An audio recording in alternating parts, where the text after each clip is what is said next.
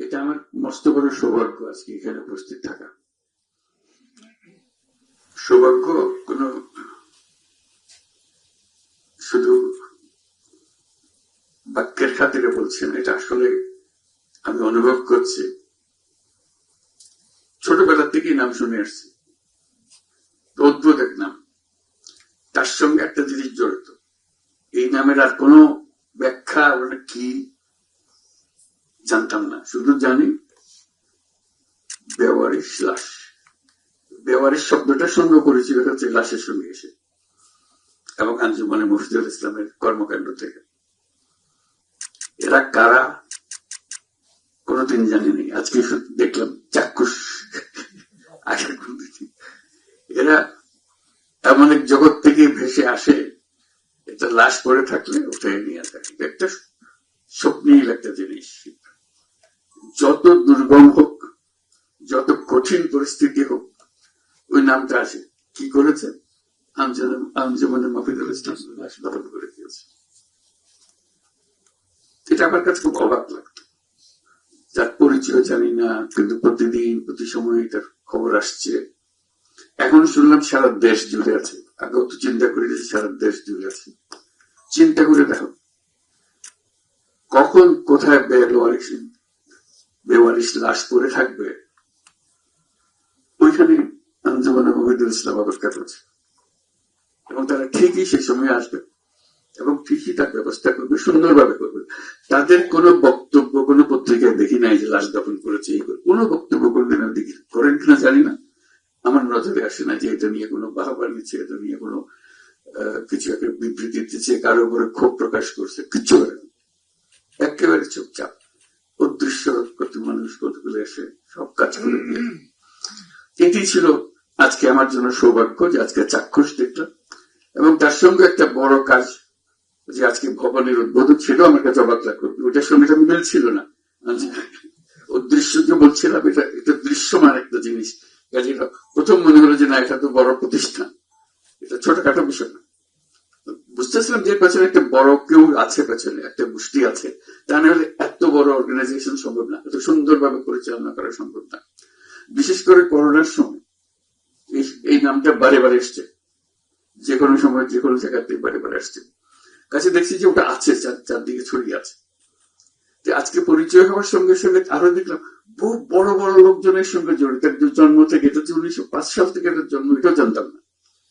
আজকে সেই ইতিহাসও পেলাম, যে খুব ভালো লাগছে। এবং তার প্রতিটি জনের বাংলাদেশের ইতিহাসের সঙ্গে, বাংলাদেশের মুসলমান সমাজের সঙ্গে যাদের স্মৃতি আছে, তাদের সবাই এটার সঙ্গে জড়িত ছিল। এটা একটা মস্ত বড় ট্রেডিশন, একটা ঐতিহ্য বহন করে যাচ্ছে। এটা এই সমাজের একটা ঐতিহ্যবাহী একটা প্রতিষ্ঠান যে বলে যাচ্ছে। আজকে বাচ্চাদের দেখে ভালো লাগলো। এটা একটা নতুন দিক। এটা সম্বন্ধে আমার জানা ছিল না, যে এটা লাশ দাফন করা ছাড়াও অন্যান্য কর্মকাণ্ডের সঙ্গে জড়িত আছে। মজা হলো কাজটা আর নামটা একাকার হয়ে গেছে, এটা থেকে আলাদা করা যায় না।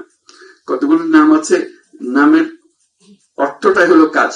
আঞ্জুমানে মফিজুল ইসলামের অর্থ কি সালাউদ্দিন সাহেব বলছেন, যে ব্যাখ্যা দিলেন কি নাম, কেউ এটা নিয়ে মাথা ঘামায় বলে মনে হয় না, সঙ্গে সঙ্গে মনে করে যে কাজ। এই নামটা ওই কাজের অর্থবাহক। এই শব্দটাই এটা নতুন অর্থ ধারণ করেছে। এই নামটা একটা নতুন অর্থ ধারণ করেছে। এরকম একটা নাম পাওয়া মুশকিল। এটা বহু দিক থেকে তো অনন্য একটা প্রতিষ্ঠান। এটাই আমার বলার উদ্দেশ্য, যে আজকে এখানে আসতে পেরে আপনাদের সবাইকে দেখে, সেই জন্যই আমার কাছে এত উৎসাহিত বোধ করছি যে এরকম একটা প্রতিষ্ঠানের সঙ্গে আজকে প্রথম সাক্ষাৎ হলো এতদিনের পরে। বাংলাদেশে বহু প্রতিষ্ঠান আছে, স্বাভাবিক, যে কোনো দেশে থাকে, বাংলাদেশেও আছে। বহু চেষ্টা হয়, কেউ বছর থেকে, কেউ 6 মাস থেকে, কেউ 10 বছর থেকে, নানা থেকে। এত দীর্ঘমেয়াদী একটা প্রতিষ্ঠান টিকে আছে শুধু নয়, এটা মজবুত আছে এবং বড় রকম ভাবে শক্তভাবে কার্যক্রম পরিচালনা করছে, নানা দিকে ছড়িয়ে যাচ্ছে। লাশ দখল করার সঙ্গে সঙ্গে অন্যান্য কাজগুলো, যাদের এতিমদের দিকে নজর দিচ্ছে। এটা অবাক কেন? এরকম আরো প্রতিষ্ঠান খুঁজে পাওয়া যায় কিনা, পুরা উপমহাদেশে এরকম দৃষ্টান্ত আছে কিনা আমার জানা নেই। কাজেই সে একটা অনন্য প্রতিষ্ঠান হিসেবে, যে এত বছর ধরে সেবা চালিয়ে যাচ্ছে, কোনোদিন এটা নিয়ে কোনো খবর কাগজে প্রকাশিত হয় না। একমাত্র বলা হয়েছে আঞ্জুমান মফিদুল ইসলাম লাশ দাফন করেছে। এই দুটো শব্দের সঙ্গে আমরা পরিচিত। আজকে আমরা গৌরব বোধ করি এরকম একটা প্রতিষ্ঠান যে যারা চালিয়েছে, যারা এটা পেছনে সময় দিয়েছে, মেধা দিয়েছে, তাদের প্রতি আমরা কৃতজ্ঞ।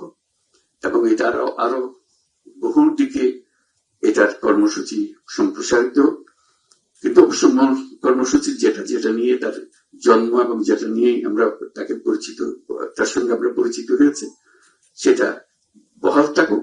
সঙ্গে সঙ্গে এটাও বলি বহাল থাকুক, কিন্তু কাজটা যেন না থাকে।